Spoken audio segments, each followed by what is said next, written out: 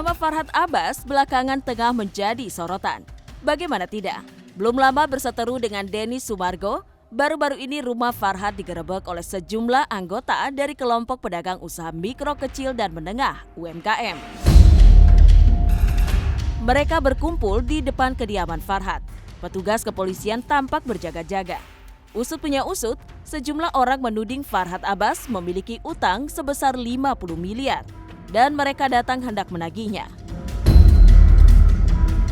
Koordinator anggota UMKM Andi Muhammad Rivaldi menjelaskan bahwa tujuan mereka datang untuk menagih uang sebesar 50 miliar rupiah. Uang itu sebelumnya masuk ke rekening pengacara Elsa Sarif dan Vidi Galenso Sarif. Lantas apa yang sebenarnya terjadi? Dan benarkah Farhad terlibat penggelapan uang yang dilakukan bersama pengacara senior Elsa Sarif terhadap kliennya? Bukti daripada ada Farhad ambil secara tunai itu 30, itu pernyataan dari Ibu Kamini. Nah, saya kaitkan dengan pernyataan Ibu Elsa, ini saya yakin ada hubungannya nih. Dan setelah itu saya semakin yakin Farhad memang ngambil ya baik tunai maupun kerjasama dengan Elsa Sarif dan Vidi Galenso Sarif. Memang cukup besar dan saya nggak bisa menyebutkan angka realnya, tapi yang jelas untuk di grup saya sendiri ya itu kalau bilang 10-an miliar mungkin cukup lah untuk grup-grup utamanya orang-orang yang susah ini. Hubungannya Farhad Abbas, pertama kami sudah berulang kali nih ke Elsa Sarif. Elsa Sarif mengatakan bahwa Farhad Abbas itu yang nakal. Farhad Abbas yang membawa duitnya katanya. Nah, itu pernyataan Elsa Sarif tuh. Kronologinya sebenarnya yang saya tahu di awal itu memang Elsa Sarif sebagai lawyer dari perusahaan yang kami titip dana ya. Dana ini adalah titip untuk pembelian slot iklan. Nah, cuman berhubung karena iklannya nggak tayang, ya karena tiba-tiba dadakan digrebek oleh Polda Jawa Timur. Nah, diproses hukum lalu kemudian Elsa Sarif lah sebagai lawyernya. Kita nggak tahu timnya siapa-siapa aja, ternyata termasuk Farhad juga timnya. Dan yang kami tahu waktu itu ada Vidi Galenso Sarif juga, adik dari Elsa Sarif sendiri.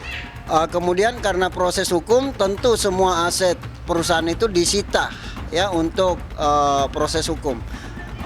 Sementara dalam penyitaan gitu, menurut direktur dan istrinya Ibu Kamini itu Farhad bersama dengan Elsa Sarif dan Vidi Galenso Sarif datang ke rumahnya, kediamannya ya, membahasakan bahwa kami lawyernya Pak Sanjay, kami lawyernya.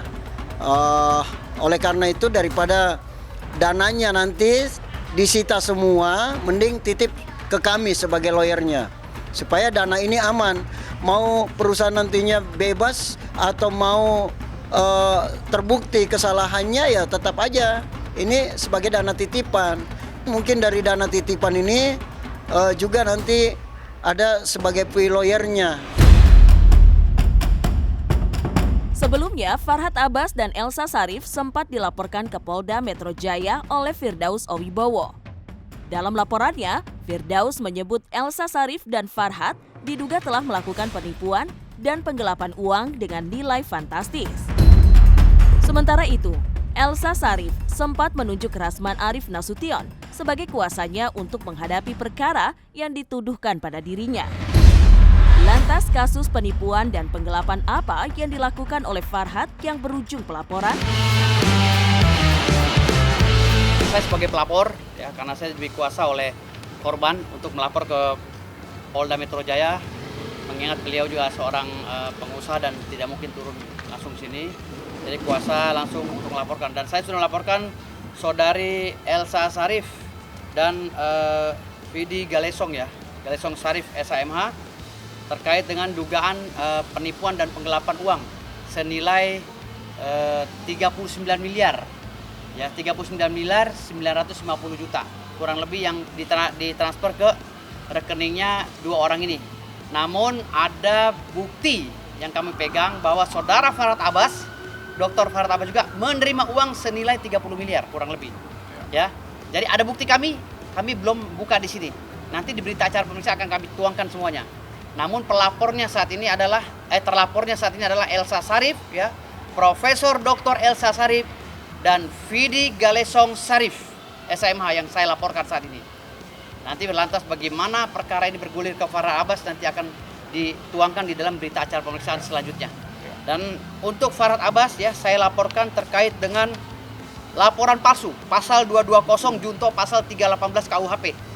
Karena saya dilaporkan oleh saudara Farhad Abbas dengan undang-undang ITE tanpa adanya surat somasi terlebih dahulu pada saya.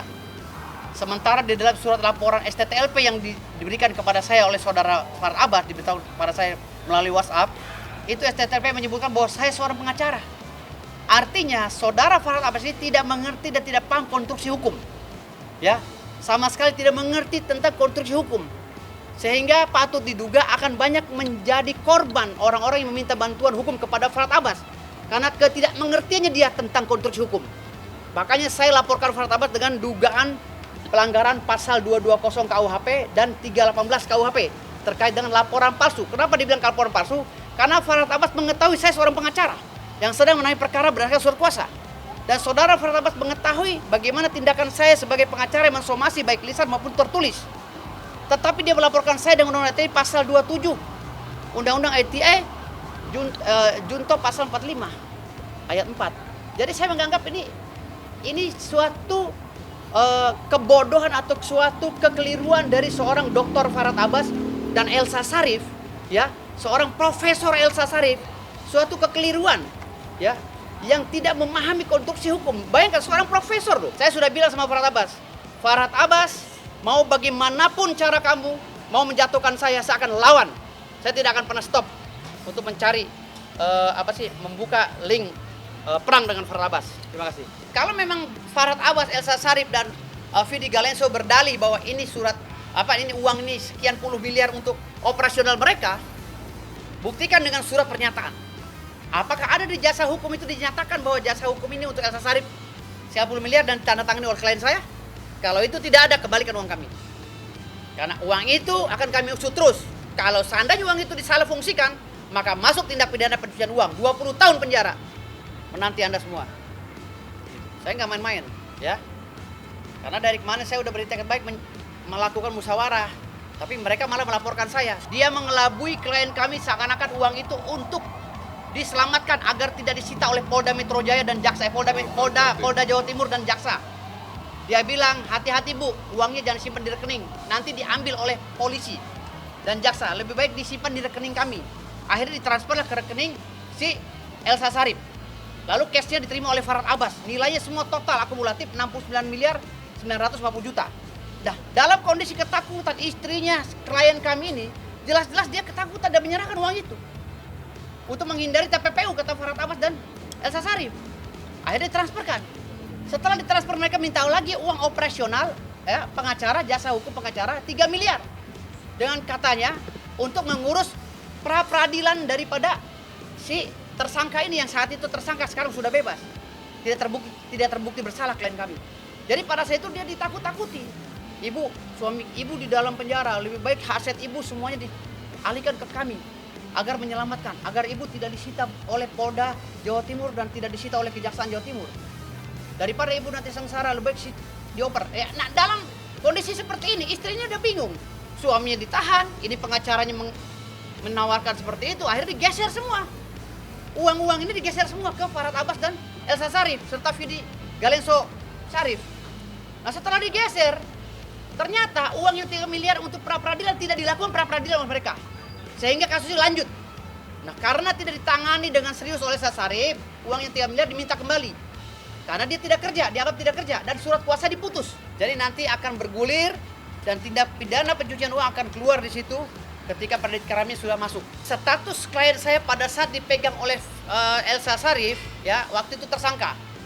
Selain duit 60 sekian miliar, klien saya mentransfer juga uang diminta untuk mengurus pra-peradilan kepada Elsa Sarif senilai 3 miliar. Ternyata pra-peradilannya tidak diurus. Tidak diurus, ditinggal begitu saja. Ya, menurut keterangan klien saya.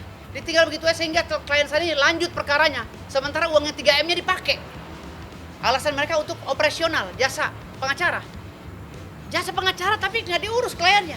Uang 3 miliar nggak masuk akal. Gitu. Lalu uang yang 69 miliar juga diakui oleh Farhad Abbas dan Elsa Sharif katanya uang operasional. Uang operasional pengacara. Segitu besarkah? Nah, ketika ini diambil alih oleh pengacara tim dari rekan kami, ya, akhirnya tim rekan kami ini menang dan klien kami yang dituduh melakukan investasi bodong tidak bersalah sama sekali dan pengadilan menyatakan bahwa uang itu milik dari klien kami. Itu dalam putusannya salah satunya. Kami meminta kepada Farhad Abbas, kepada Profesor Dr. Elsa Sharif dan Vidi Galenso SAMH untuk kembalikan uang yang 69 miliar.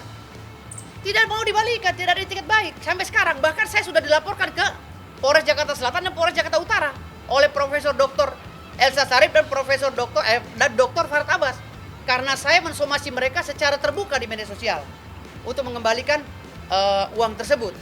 Gitu loh. Kan tidak ada bahasa lain kok. Saya tidak mencaci maki mereka. Saya hanya meminta uang itu kembali. Selesai masalahnya.